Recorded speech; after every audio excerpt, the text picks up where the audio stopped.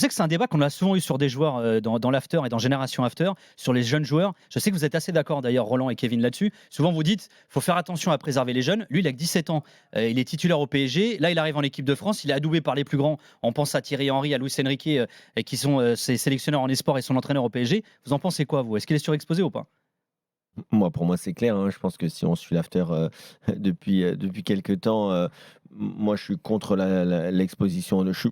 Je ne vais même pas dire que je suis contre qu'il joue à cet âge-là, parce que lui, c'est quand même une exception, un phénomène. Donc, ok, pas de souci. S'il doit jouer, qu'il joue. Mais par contre, de l'exposer, de le surexposer, et il le dit lui-même, de toute façon, à partir du moment où ta famille commence à penser que tu es trop exposé, c'est que tu es trop exposé. C'est parce que ce sont eux qui. Ou peut-être qu'il a une famille, c'est pas le cas pour tout le monde, une famille modeste. Mais Voilà. alors, justement, moi on avait fait le débat sur Zaïre Emery, devait-il être appelé en équipe de France? Au moment où on avait eu l'info, Fabrice Hawkins nous avait donné l'info comme quoi il serait appelé, on en avait discuté. Moi, j'étais plutôt de l'avis de Kevin à ce moment-là. On s'opposait à Walid en disant c'est trop tôt, il a une vingtaine de matchs de Ligue 1, c'est encore un gosse, 17 ans, on va l'écouter, il parle de son bac, etc. Enfin, je veux dire, à 17 ans, tu es à milieu d'imaginer que tu peux t'installer en équipe de France, être appelé.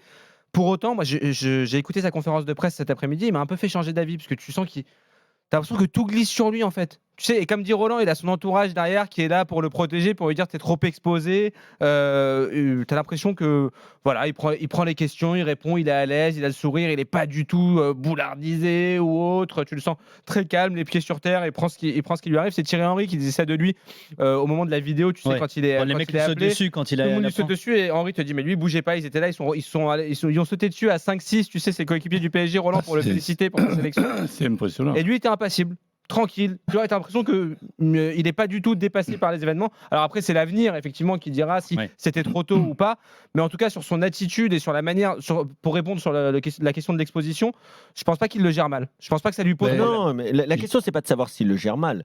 La question, c'est de savoir si, dans une situation normale, on conseillerait de faire ce genre d'exposition ou de mettre un joueur dans de telles conditions. Moi, non, pas du tout, c'est clair. Maintenant, qu'il puisse bien le gérer, il n'y a pas de souci. Mais aujourd'hui, c'est s'exposer aussi à une fatigue psychologique, à une fatigue derrière qui peut être physique, et ça le coach le sait mieux que moi, lui qui a eu à gérer pas mal de jeunes joueurs. Aujourd'hui, on se dit souvent, ah, il sait répondre aux caméras. Ok, mais c'est un repos en moins quand tu es devant les caméras. C'est une exposition qui est nerveuse, c'est une exposition qui est psychologique, qui est intellectuelle.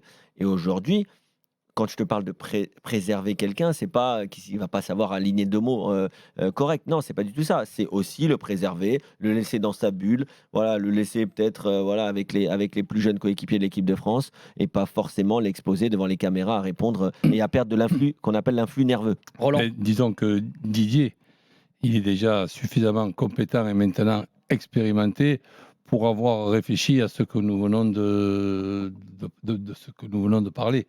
Déjà, moi je souligne, je l'ai regardé avec beaucoup d'attention. Je n'ai pas le plaisir de le connaître ni de l'avoir serré la main, mais je l'ai regardé quand même avec beaucoup d'affection.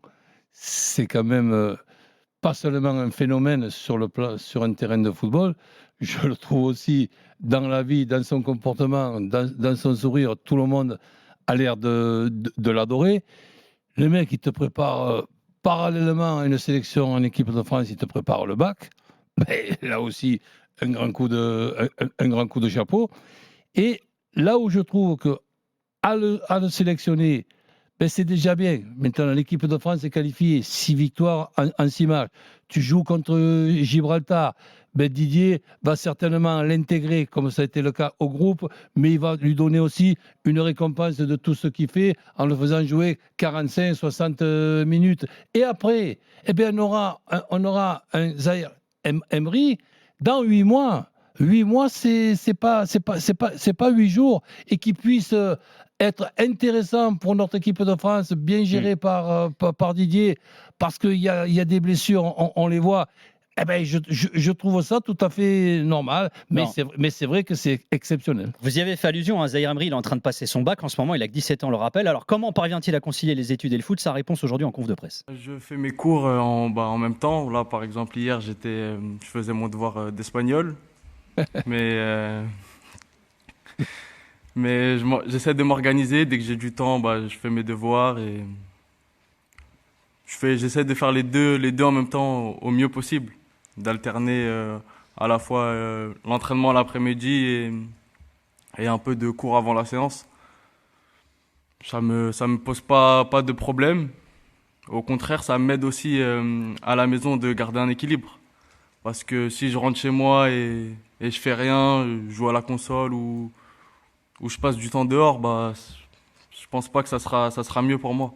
Ah, c'est quand même énorme, hein, ce qu'il dit, la maturité quand même de ce garçon. Il a 17 ans, il est en train de passer. Le mec, ce matin, il révisait son espagnol et là, il est en train de s'entraîner avec l'équipe de France A. C'est quand même fou. Alors que moi, à 17 piges, je sortais des cours, Alors, je jouais à vas-y, la vous faisiez quoi à console et je 17 passais ans? mon temps dehors. Ouais, Vraiment. tu vois le résultat ou pas? Ah bon Voilà, moi, voilà, moi, l'école était déjà terminée. Ah ouais, tu faisais quoi à 17 ans, Roland, toi?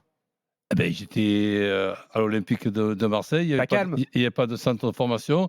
Et j'avais la chance qu'un entraîneur comme Mario Zatelli, ben, il me faisait venir le mardi matin, le mercredi matin et le jeudi matin pour m'entraîner avec les pros. Tu faisais quoi, toi, Kevin, à 17 ans? Écoute, à 17 ans, je jouais au foot et puis j'étais au lycée. Donc, moi, ce que vous dites là, moi, ça me convient pas. Qu'est-ce qui te convient pas?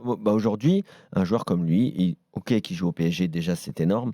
Mais encore une fois, cette exposition, la conférence de presse, tout ça, c'est bien, mais en fait, il y a une chose dans l'exposition, c'est peut-être que lui va pouvoir. Ah, juste rebondir sur ce que tu dis, juste une parenthèse. C'est vrai qu'on va nous reprocher à nous, médias, d'en faire des caisses, mais c'est pas nous qui avons choisi de le mettre lui là en conférence de Oui, presse. mais il le met là, parce que j'en ai parlé un peu avec Arthur Perrault qui suit l'équipe de France, et je me suis fait exactement la même réflexion Ah que ouais. toi. Je me dis pourquoi ils sont pas obligés de le, ils Moi, peuvent le personnellement, protéger, je comprends pas. ils Moi sont non pas plus. obligés de le mettre en conférence de presse. Il m'explique que le service de presse de l'équipe de France coulait sous les demandes d'interviews individuelles avec Zaïre Emery, parce que tout le monde veut parler de lui. Comme tu dis, c'est Ouais. le jeu médiatique, c'est nous qui faisons ça.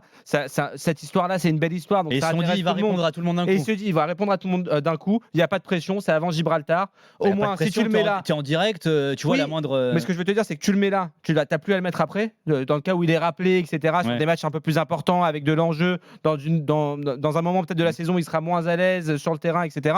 Là, tout va bien pour lui. En plus, je sais pas si tu as remarqué, il n'y a pas de questions qui fâchent Ouais, sur ouais. le PSG. Oui, il y a un ou côté autre. mignon. Ouais. Voilà, il y a de la mignon. On l'a pas être dans en 8 bac, mois, des il, jeux. il sera majeur.